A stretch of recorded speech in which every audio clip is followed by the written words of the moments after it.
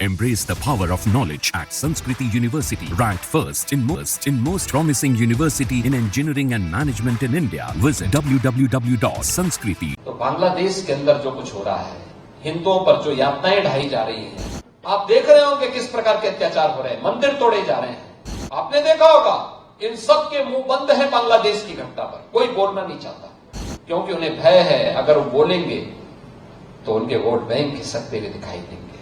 उनको फिलिस्तीन दिखाई देता है लेकिन बांग्लादेश नहीं दिखाई देता।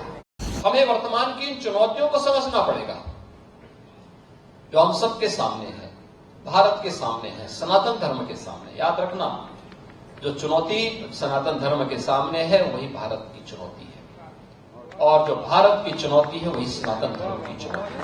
दोनों एक दूसरे से अपने आप को अलग नहीं कर सकते, कोई एक दूसरे से अलग नहीं कर सकता। और मैं तो आज पूज्य संतों का आह्वान करूंगा, इस समय है उनको स्वयं आगे आकर के पूरे समाज को एकजुट करने के सावधान के साथ आगे बढ़ना पड़ेगा।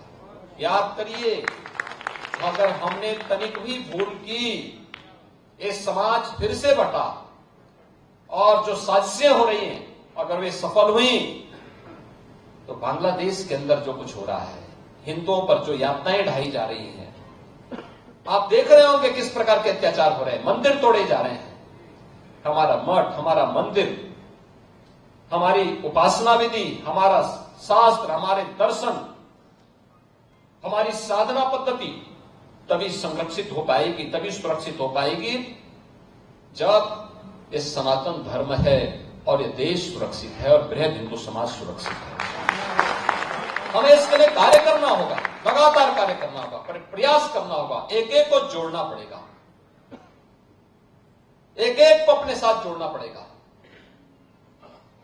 भेदभाव के लिए कोई जगह नहीं होनी चाहिए। विभाजनकारी उन ताकतों को बेनकाब करना होगा जो केवल अपना उल्लू सीधा करने के लिए समाज को बांटना चाहती है, तमाम वादों के आधार पर बांटना चाहती है।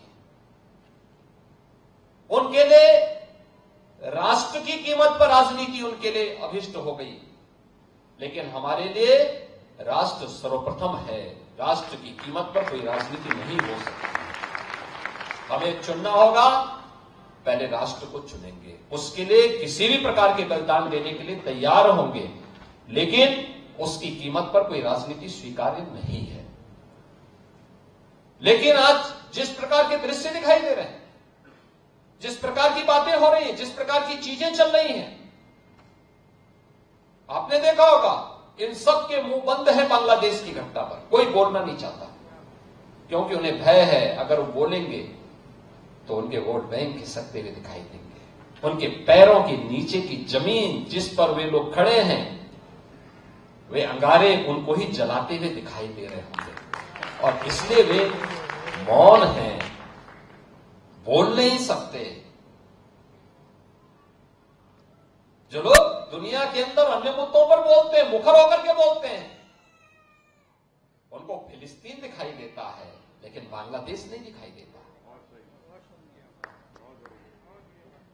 उनको दुनिया के अंदर अन्य जगह दिखाई देती है लेकिन बांग्लादेश नहीं दिखाई दे रहा है, क्योंकि वहां मंदिर तोड़े जा रहे हैं और हिंदू मारा जा रहा है, संतों पर अत्याचार हो रहा है।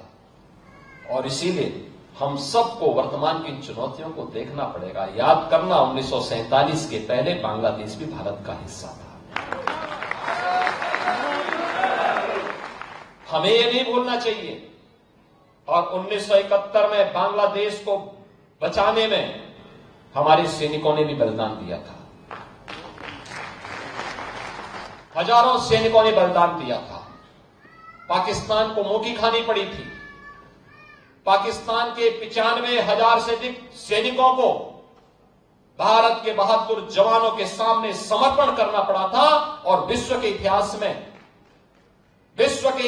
में किसी भी सेना की सबसे बड़ी विजय थी जो 1971 में भारत की सेना ने करके दिखाया था।